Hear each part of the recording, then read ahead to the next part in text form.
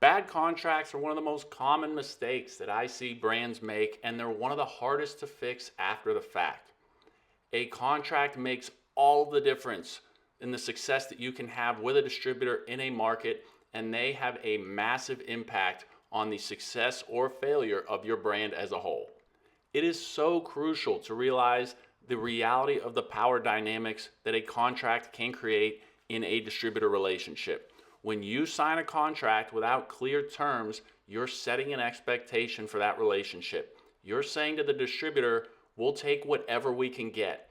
That dynamic puts a distributor in control from the jump, and that dynamic sticks. You have to realize the impact that this will have on a distributor's behavior. When a distributor thinks they're in charge, they're going to act like it. They're going to prioritize other brands. They're going to half engage your programming.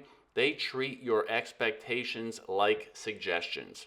Think about it like a romantic relationship. If you don't set healthy boundaries early, resentment is going to build. Miscommunication piles up. The foundation starts to crack. The real problem is that resetting a relationship is so difficult. Once you've trained someone to expect zero accountability, trying to reset that dynamic is like trying to renovate a house while living in it. It's possible, but way harder than building it right from the start. Having clarity on the value that you bring as a brand is so beneficial. When you walk in knowing your brand's value and you ask for structure, accountability, and expectations, that filters the right partners in. And more importantly, it filters the wrong ones out. This isn't just about being combative. It's about building partnerships rooted in mutual respect, because contracts don't just protect you, they shape the relationship that follows. So let's talk about what a strong contract actually builds. This is where the real value lives, not just in having a signed deal, but in what that deal enables you to build. It's not about trying to control a distributor, it's about setting the structure and foundation that lets both sides win. It is so key to have collaborative goals in place. You're not just begging for cases to go out the door, you're building a roadmap for success together. What does success actually look like in that specific market?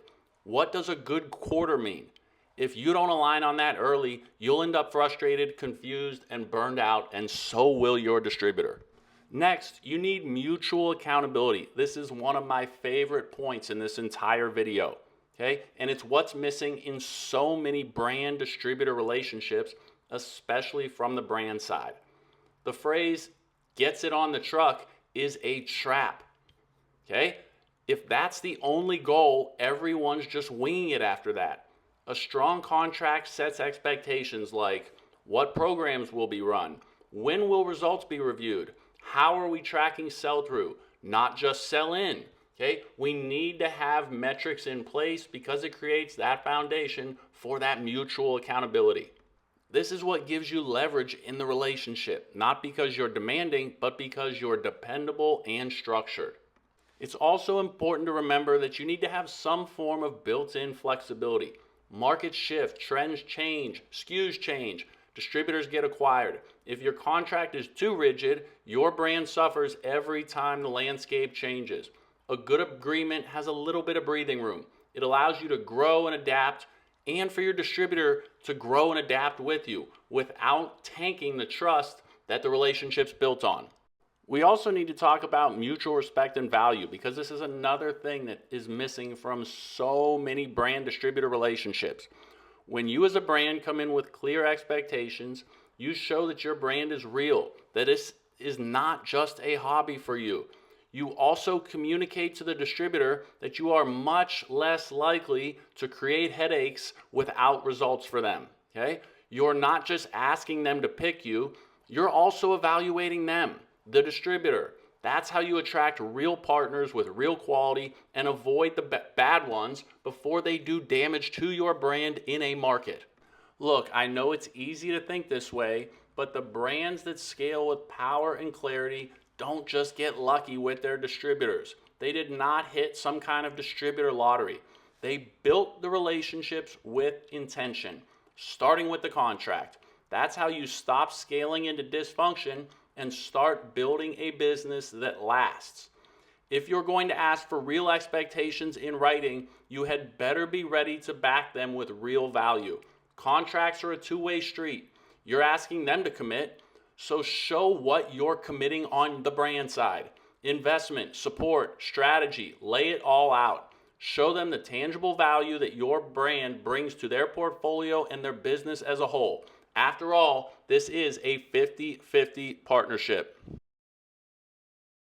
Now I want to talk about inventory. This is something that I had multiple brands come up and talk to me about at the Craft Brewers Conference, and it's something that, if not executed properly, can cause so many issues with distributor relationships.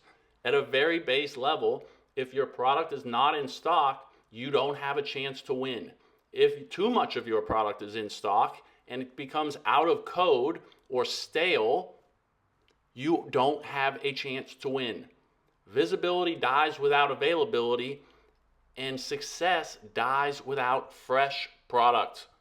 How your distributor handles your product and the inventory is one of the most crucial things within your distributor relationships.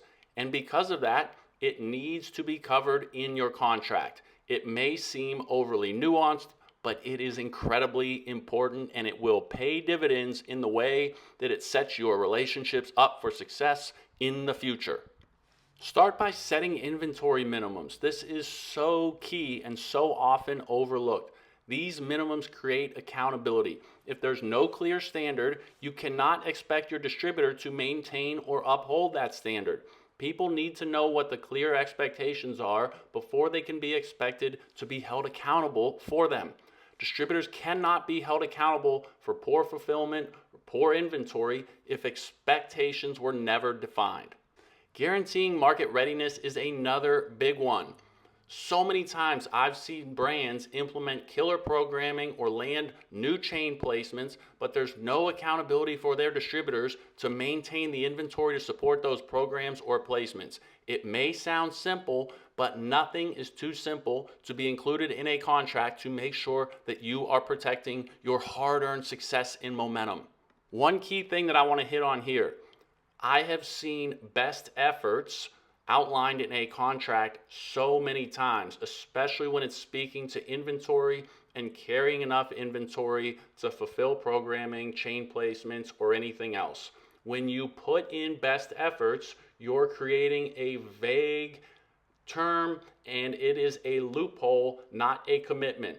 The phrase sounds fair, but it gives a distributor an easy out. You need to replace this language with clear, actionable wording tied to deliverables. In today's market, freshness and quality are not optional. They are everything to your brand in the market. Every case delivered with poor code dates or damaged packaging chips away at the trust you've built. Distributors must be contractually accountable for proper storage, handling, and rotation.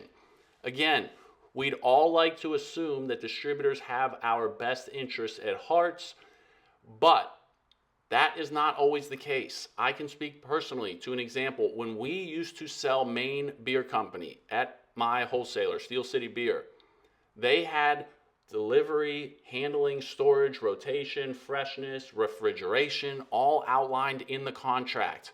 It made sure that I, as the owner, upheld those standards across our organization, and it made everybody at our wholesaler respect Maine Beer Company more and treat them with a higher level of care. The lesson here is that strong inventory language in a contract does more than protect you. It signals your professionalism. The right distributors will respect that clarity. The wrong ones will opt out, and that is exactly what you want. Now I want to talk about setting performance expectations that actually mean something. Too many brands skip this step because it's such a crowded market these days and they're afraid of sounding demanding. But if you do not define success, how can you expect your distributors to reach and achieve that success or hold anyone accountable when they don't? It may be a crowded market, but you need to signal your value from day one. This isn't about being overly rigid or hard to work with. It's about being clear. When you lay out what performance needs to actually look like, you remove potential excuses and you align the effort. You need to use language like, we expect X% of key accounts reached in the first 90 days, or 50 new placements in the on-premise in the first 180 days. That gives your distributor a clear finish line to run toward and execute toward, and it gives you clarity on whether the partnership's actually working. A strong contract puts both sides on the same page from day one. A distributor can look at those expectations and say, I don't think that's achievable for us. Here's where we need to adjust. Here's what we think is achievable. And the two of you can collaborate on realistic expectations that are beneficial for both sides, so that in 6 months, you're not wondering why the brand isn't moving, or you're just hearing, we didn't know what the goal was, we're doing the best we can. You are establishing those expectations and accountability on both sides of the relationship from day one. If they push back on the numbers or goals that you present, great. Now you're negotiating something real, not just chasing vague promises and hoping for the best. That's how smart partnerships are built. This is not about punishment, it's about alignment. You're not setting a trap for your distributor. You're setting and maintaining a standard. And when you lead with that clarity, you attract the partners who respect it and want to build with you. This leads us right into sales planning. And let me tell you from experience, sales planning and those plans being laid out in a contract is not optional, okay? Now, if you're sitting here thinking, I'm not sure what our sales plans would be to put in the contract, start there. Okay, it starts with a solid brand plan, brand strategy, and annual business plan. Okay, this is not about micromanagement. It's about mutual clarity. Without that shared plan, you're not setting expectations. You're just hoping things line up. Annual marketing commitments are not fluff. They're financial intent. You need to remember that this is a business relationship on both sides. Real activation, real success needs real sales dollars. If they're not committing to those sales dollars in your plan and in your contract, they're not committing to your success in the market. Key to point out here, sales planning is not a wish list. It is a co-authored playbook. You cannot give your partners sales plans and sales goals and just hope they execute on them. You need to map out accounts, percentage of accounts, align the programs you want to run, and define what real success actually looks like in the market together. That means getting their feedback and working to collaborate on a plan that you both believe in and both commit to. Okay? You also need to define roles within the relationship because it's going to eliminate the inevitable finger pointing down the road. Who does the orders? What's the process for submitting those orders? Who checks in on sales goals? What's the chain of command when something slips or goes wrong? A smart plan eliminates friction before it happens. And if you do not plan for that, it will happen. Things happen. Things go wrong. Things break. You need to have a plan in place. It will save you hours of headaches. The key thing to highlight here is that when you revisit this plan, that is what separates hope from execution and success from failure within these distributor relationships. Okay? Strategy is going to get stale from time to time. The market shifts a bit. A cadence for review keeps your plan alive and makes sure that execution stays sharp and adaptable. Revisiting the plan is not just checking a box. It's where the real progress happens and where the real success is built. Check-ins should reference your agreed upon sales goals and performance metrics. What's working? What's not working? Why is it not working? How do we adjust to improve? This is how you turn a static agreement into the foundation for a dynamic and successful partnership. At a base level, if there's no plan, there's no accountability. This is the difference between chasing performance and building it. When both sides walk into the market with the same playbook, you don't just align, you accelerate your success and create that sustainable scale. The biggest complaint that I hear from brands is what their distributors are not doing, what they are not delivering, okay? That's why a strong contract is so important. It doesn't just define what success looks like, it defines what happens when that success is not delivered. Again, it's not about setting traps, it's about setting standards. So both sides know the stakes and what happens if they're missed. You don't just need goals, you need guardrails. A smart contract doesn't stop performance metrics. It lays out what happens when those metrics aren't met and what the path forward looks like, how we can fix it and get back on track. Performance clauses cannot be symbolic. If there's no action tied to underperformance, your expectations aren't really expectations, they're suggestions, and suggestions don't drive scale.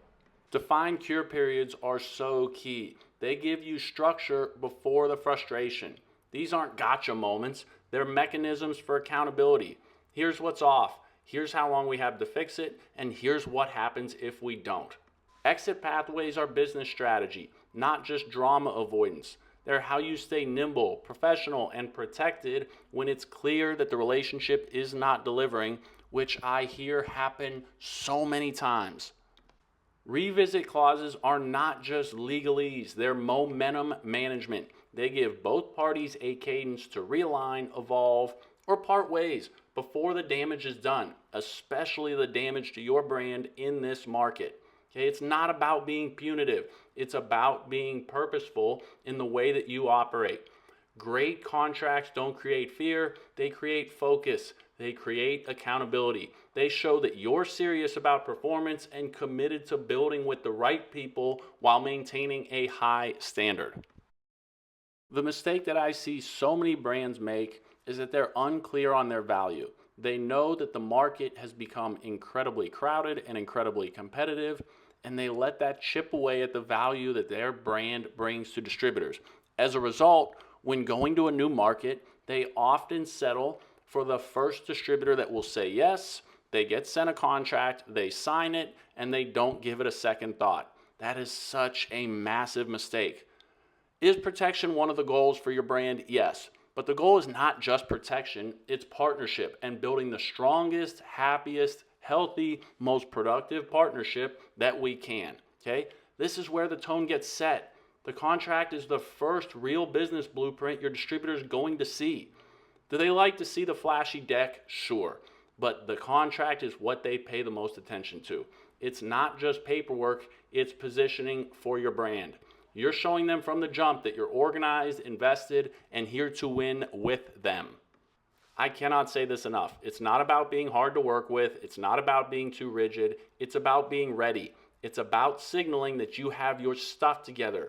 When your contract reflects real goals, shared standards, and clear processes, you're saying to distributors, we didn't just show up to sell, we showed up to scale with intention.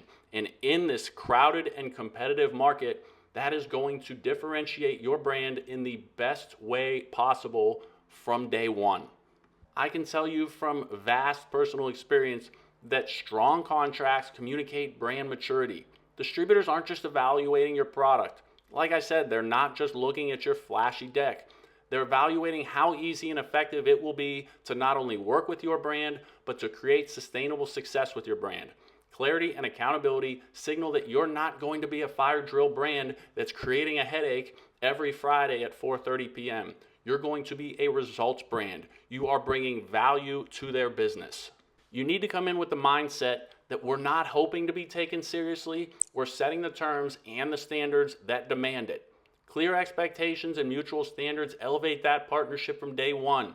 This isn't about asking for special treatment or being too much. It's about ensuring aligned momentum. Growth should not be accidental. It won't be accidental. When both parties are aligned and committed, growth becomes intentional. You manifest that sustainable success and scale. Contracts are how you ensure that intention gets built into the bones of a distributor relationship.